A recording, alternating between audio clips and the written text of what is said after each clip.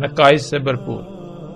ناظرین، اللہ سبحانہ و تعالیٰ قرآن میں کہتے ہیں کہ اللہ نے ہر شے کا اس سے جوڑا بنایا،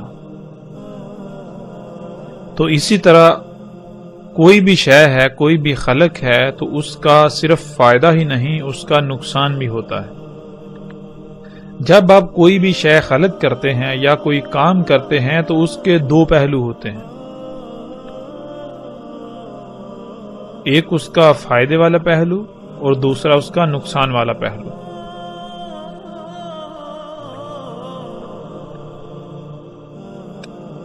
تو جو بھی کام دونوں پہلوؤں سے مکمل کیا جائے، دونوں پہلوؤں کو دیکھ کر کیا جائے، وہ ہوتا ہے اور نہ ہونا۔ لیکن کوئی بھی کام صرف ایک ہی پہلو سے دیکھ کر کیا جائے، ایک ہی پہلو کو دیکھ کر پانا، دوسرے سے نامکمل چھوڑ دینا، دوسرے سے نہ کر پانا، یہ اور کہلاتا ہے۔ مثلا ناظرین، اس کی مثال یوں لے لیں، ایک طرف اللہ جو ہے وہ رب ہیں اور دوسری طرف دجال جو ہے وہ رب ہونے کا دعویٰ کرے گا۔ ہم نے پیچھے جان لیا کہ دجال کیا ہے۔ دجال ہے تو دنیا میں طرح طرح کی مخلوقات جن کا خالق انسان ہے۔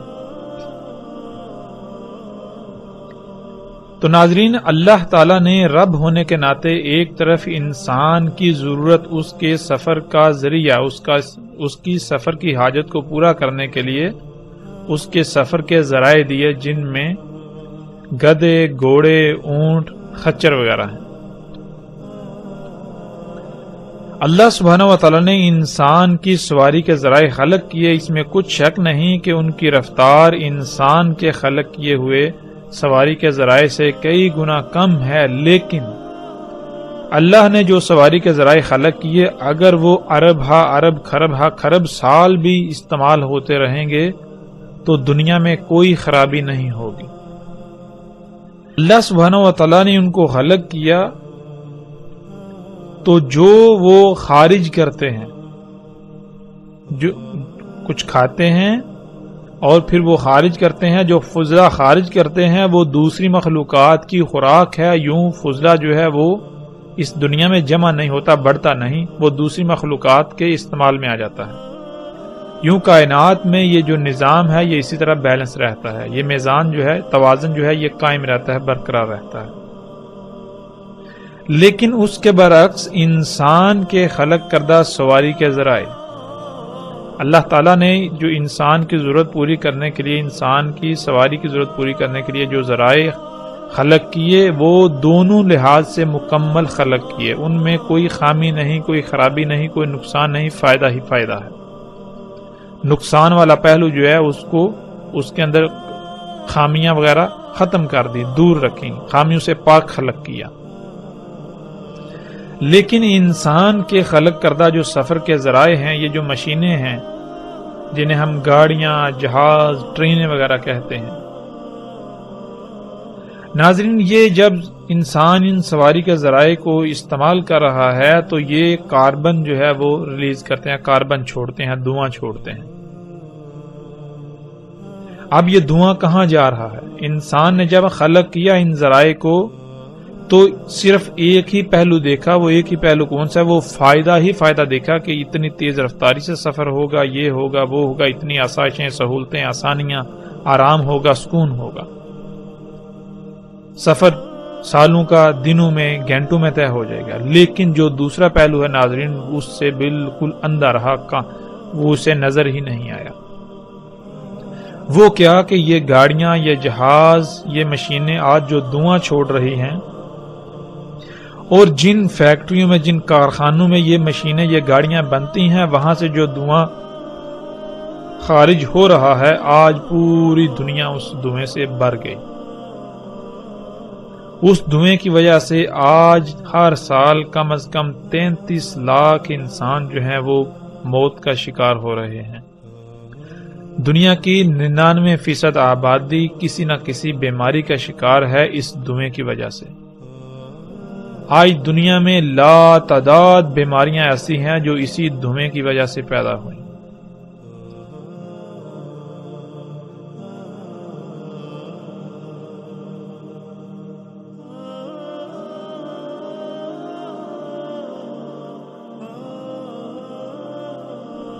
آج دنیا میں لا تعداد مخلوقات ایسی ہیں جن کا قتل ہوا، جو صفحہ ہستی سے مٹ گئیں، اور وہ اسی دھوئیں کی وجہ سے۔ ناظرین، آج آسمان پھٹ چکا، اور آسمان کس وجہ سے پھٹا؟ اسی دھوئیں کی وجہ سے۔ تو آج جب کسی سے پوچھا جاتا ہے کہ یہ سواریاں جو ہیں یہ کیا ہیں، یہ تو نقصان ہے، یہ فائدہ مند نہیں ہے، تو آگے سے کہا جاتا ہے نہیں، یہ تو مسیحا ہیں۔ دیکھو پہلے جو تم سفر کرتے تھے، سالوں میں کرتے تھے، اتنی تکلیفیں مصیبتیں اٹھاتے تھے، حج کرنے جاتے تھے، تمہیں مہینے سال لگتے تھے، رستے میں ذل و رسوا ہوتے تھے، تکلیفیں اٹھانی پڑتی تھی، مشقت اٹھانی پڑتی تھی، حج کرتے تھے، بوڑھے حج نہیں کر سکتے تھے۔ آج دیکھو یہ سواری کے ذرائع خلق کیے تو تم بڑے آرام سے بیٹھ کر جاتے ہو، اور وہی انہی مخلوقات جو ہیں یہ ان سے سہولتیں فائدے اٹھاتے ہو اور حج کر کے گھر آ جاتے ہو۔ کتنا آرام دہ! یہ نقصان ہے یا فائدہ ہے؟ یہ فساد ہے یا اصلاح ہے؟ یہ دجال ہے یا مسیحا ہے؟ تو اس کو اصلاح پیش کرتے ہیں، اس کو مسیحا بنا کر پیش کرتے ہیں، اور اس کو پھر دنیا کی اکثریت جو ہے اسی کو مسیحا تسلیم کر رہی ہے۔ آج اس سب کو رب بنا کر بیٹھی ہوئی ہے۔ یہ ہے آور ہونا۔ تو دجال جو ہے وہ آور ہوگا، یعنی ہر وہ شے دجال ہوگی جس میں خامیاں ہوں گی، نقائص ہوں گے، خرابیاں ہوں گی۔ جو ایسی شے کو خلق کرے گی، خامیوں والی شے کو خلق کرے گی، خرابیوں والی اشیاء کو خلق کرے گی، وہ جو خالق ہوگا وہ دجال ہوگا۔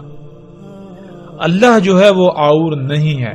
مطلب کیا؟ اللہ جو ہے وہ سبحان ہے، اللہ پاک ہے اس سے کہ وہ عیبدار خلق کرے۔ اللہ کوئی بھی کام جو کرتا ہے وہ اس کام کے دونوں پہلوؤں سے اس شے کو مکمل کرتا ہے۔ اللہ کی ذات جو بھی کام کرتی ہے، اللہ جو بھی کام کرتا ہے وہ دونوں پہلوؤں سے مکمل، ہر قسم کی خامیوں خرابیوں سے پاک خلق کرتا ہے اللہ۔ تو ناظرین، یہی وہ واحد ایک علامت تھی، یہی وہ واحد ایک خبر تھی جو دجال کی پہچان کے لیے رسول اللہ صلی اللہ علیہ وسلم نے منفرد بیان کی کہ جان لو دجال جو ہے وہ آور ہوگا، اللہ جو ہے وہ ہرگز آور نہیں ہے۔ مطلب کیا؟ ہر وہ شے جس میں خامیاں ہوں، جس میں خرابیاں ہوں، اور انسان اس کے باوجود اس کو اپنے لیے مسیحا سمجھتا ہے، اپنے لیے فائدہ مند سمجھتا ہے، وہ کیا ہے؟ وہ دجال۔ انسان اس کے دھوکے کا، دجل کا شکار ہو گیا۔ اور جو بھی ایسا خلق کرتا ہے، جس سے بھی ایسا کام ہوتا ہے، جو بھی ایسا کر رہا ہے، وہ دجال ہے۔ اللہ جو بھی کام کرتا ہے وہ ہر لحاظ سے پاک مکمل کرتا ہے، وہ کسی قسم کی خامی رائی برابر بھی کوئی عیب، کوئی فطور کسی شے میں نہیں چھوڑتا۔ تو جس شے میں بھی ہمیں یہ بات نظر آئے، خامی نظر آئے، خرابی نظر آئے، تو وہ کیا ہے؟ وہ دجال ہے، لہذا اس سے بچنا۔ پھر اس کے علاوہ اس روایت میں رسول اللہ صلی اللہ علیہ وسلم نے جو کہا وہ یہ، رسول اللہ صلی اللہ علیہ وسلم نے کہا کہ نہیں تھا، یعنی کہ ماضی میں بھی ایسے یہ جو دجال کا فتنہ ہے یہ ماضی میں بھی گزر چکا۔ اور پھر اس فتنہ کو کیا کہا رسول اللہ صلی اللہ علیہ وسلم نے؟ کہا یہ فتنہ کیا ہے؟ آزم۔ اس سے آزم کوئی فتنہ نہیں ہوگا۔ آزم کسے کہتے ہیں؟ آزم اس کا مادہ ہے عزامہ، عین زوئیں میم۔ عربی میں عزامہ ہڈی کو کہتے ہیں۔ ہڈی میں مضبوطی پائی جاتی ہے، سختی پائی جاتی ہے، قوت پائی جاتی ہے، اور ہڈی جو ہے وہ جسم کے اندر پائی جاتی ہے، گوشت کے اندر۔ ہڈی جو ہے اگر اس کو ٹیڑھا کریں تو وہ ٹیڑھی نہیں ہوتی، وہ مڑتی نہیں۔ اگر آپ ٹیڑھا کرنے کی کوشش کریں گے تو وہ ٹوٹ جائے گی۔ پھر اسی طرح ہڈی جو ہے وہ گوشت کے اندر پائی جاتی ہے، جسم کے اندر پائی جاتی ہے۔ اگر جسم کے اندر سے تمام کی تمام ہڈی نکال لی جائے تو پیچھے جسم کی کیا اہمیت رہے گی، کیا حیثیت رہے گی؟ اس شے کو آزم کہتے ہیں۔ رسول اللہ صلی اللہ علیہ وسلم نے کہا کہ جتنے بھی فتنے ہیں ان میں سے آزم جو ہے فتنہ دجال ہے، یعنی کہ دجال کا فتنہ ایسا فتنہ ہے اگر اس فتنے کو فتنوں سے نکال دیا جائے تو باقی فتنوں کی اہمیت و حیثیت بالکل ایسی ہی رہ جائے گی جیسے جسم کے اندر سے، گوشت کے اندر سے تمام کی تمام ہڈی نکال لی جائے تو جو جسم کی اہمیت و حیثیت رہ جاتی ہے۔ اس سے جو بات سامنے آئی وہ یہ سامنے آئی کہ دجال بنیادی طور پر دنیا ہی کے فتنوں کا نام ہے، لیکن دنیا کے فتنوں کی ان پیک کا نام ہے، یعنی کہ جو سب سے اوپر والے، جو سب سے بڑے فتنے ہیں دنیا کے۔ آدم علیہ السلام کی تخلیق سے لے کر قیامت تک آنے والے جتنے بھی فتنے ہیں ان میں سے جو سب سے بڑا فتنہ ہوگا، جو سب سے بڑا فتنہ تھا، وہ کون سا فتنہ ہے؟ وہ فتنہ دجال کا، وہ فتنہ دجال ہے۔ یعنی کہ اب فتنہ کسے کہتے ہیں یہاں ہمیں یہ بھی سمجھنا بہت ضروری ہے۔ جب تک ہم لفظ فتنہ کو نہیں سمجھیں گے تب تک ہمیں جو ہے مزید بات واضح نہیں ہوگی۔ ناظرین، فتنے کو ہم ایک مثال سے سمجھ لیتے ہیں۔ مثال کے طور پر ایک شے ہے، مثلا آپ ایک شیمپو بناتے ہیں، مارکیٹ میں اس سے پہلے بال دھونے کے لیے کوئی ایسا شیمپو وغیرہ موجود نہیں، آپ نے سب سے پہلے ایک شیمپو بنایا، وہ بازار میں آیا تو آتے ہی وہ لوگوں میں مقبول ہو گیا۔ جب کوئی بھی وہ شیمپو خریدتا ہے، اس سے بال دھوتا ہے تو اس کے بال انتہائی اچھے زبردست ہو جاتے ہیں اور وہ بہت مشہور ہو جاتا ہے۔ اب کیا ہوتا ہے، کچھ لوگ ایسے ہیں کہ جن کے دل میں لالچ پیدا ہوتا ہے، جن کے دل میں مرض ہے، وہ کیا کرتے ہیں، وہ ایسا کرتے ہیں کہ وہ آپ نے جو شیمپو بنایا بالکل اسی طرح کا ایک نقل بناتے ہیں، ایک یا ایک سے زائد نقلیں بناتے ہیں اور وہ بازار میں لے آتے ہیں۔ تو ناظرین، جب تک بازار میں آپ کا بنایا ہوا ایک ہی شیمپو موجود ہے تب تک اگر کوئی بچہ جائے، نوجوان جائے، بوڑھا جائے، عالم جائے، جاہل جائے، کوئی بھی جائے، اس کو کسی قسم کی کوئی پریشانی لاحق نہیں ہوگی۔ وہ دکاندار کو پیسے دے گا، قیمت دے گا اور شیمپو اٹھا کر لے آئے گا۔ لیکن جب اس اصل کے مقابلے میں ایک یا ایک سے زائد نقالیں آ گئیں تو جب بھی کوئی جائے گا، خواہ وہ بڑے سے بڑا علم رکھنے والا ہی کیوں نہ جائے، جب وہ جائے گا اور شیلف پر پڑے ہوئے شیمپو دیکھے گا، ایک ہی لیبل کے اندر 10 بوتلیں پڑی ہوئی ہیں، تو ان میں سے جب وہ ایک خرید کر لے آئے گا، آ کر جب استعمال کرے گا تو اسے پتا چلے گا وہ یہ تو جعلی ہے، یہ تو نکلی ہے۔ اب جب دوبارہ اگر وہ خریدنے جاتا ہے یا آپ خریدنے جاتے ہیں تو آپ کے اوپر یہ امتحان جو ہے وہ طاری ہو جائے گا، آپ ایک امتحان میں پڑ جائیں گے کہ آیا ان میں سے اصلی کون سا ہے۔ کیوں؟ اس لیے کہ 10 بوتلیں پڑی ہوئی ہیں، ان میں سے ایک اصلی ہے، باقی 9 جو ہیں وہ جعلی ہیں۔ اب دیکھنے میں جو ساری وہ بالکل ایک جیسی لگ رہی ہے، ایک جیسی تو دور کی بات ہے، جو نقل ہے وہ ایسی بنائی گئی کہ جو اصل ہے وہ نقل کے مقابلے پر نقل نظر آ رہی ہے۔ تو ناظرین، ایسے میں کوئی بھی انسان جب جائے گا، ہاں وہ کتنے ہی علم والا کیوں نہ ہو، تو اس کے اوپر ایک امتحان جو ہے وہ برپا ہو جائے گا کہ آیا ان میں سے اصل کون سی ہے، ان میں سے اصل شیمپو کون سا ہے۔ اس شے کو، اس امتحان کو، ایسے امتحان میں پڑ جانے کو فتنہ کہا جاتا ہے۔ اللہ سبحانہ و تعالیٰ نے انسان کو خلق کر کے دنیا میں ایک مقصد کے لیے بھیجا۔ اس مقصد کو پورا کرنے کے لیے اللہ سبحانہ و تعالیٰ نے انسان کو ایک طریقہ بتایا، جس طریقے کو، جس فارمولے کو دین کہا جاتا ہے، اور اس دین کا نام یعنی اس فارمولے کا نام اسلام رکھا، سلامتی پانے کا طریقہ۔ یعنی کہ دنیا میں تمہیں ایک محدود مدت تک موقع دیا جا رہا ہے، ایک مقصد ہے، اس کو تم نے پانا ہے، حاصل کرنا ہے، اس کو پورا کرنا ہے۔ اس مقصد کو پورا کرنے کے لیے تمہیں یہ طریقہ کام آئے گا، اس طریقے پر عمل کرتے ہوئے تم اس مقصد کو پورا کر لو گے۔ تو جب تک دنیا میں صرف وہی ایک فارمولہ، وہی ایک دین رہے گا تو کوئی فتنہ نہیں، یعنی کوئی امتحان نہیں۔ ہر خاص و عام کو، بچہ ہے، بوڑھا ہے، نوجوان ہے، عالم ہے، علم نہیں ہے، سب کے اوپر واضح ہوگا کہ دنیا میں آنے کا مقصد کیا ہے اور اس مقصد کو پورا کرنے کا طریقہ کیا ہے، کیسے پورا کرنا۔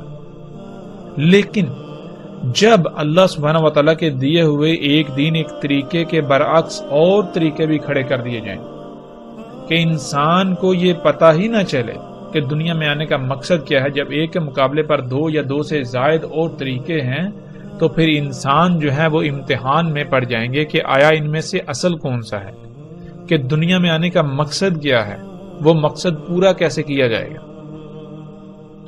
تو یہ جو بات ہے، یہ جو امتحان ہے، یہ فتنہ کہلاتا ہے۔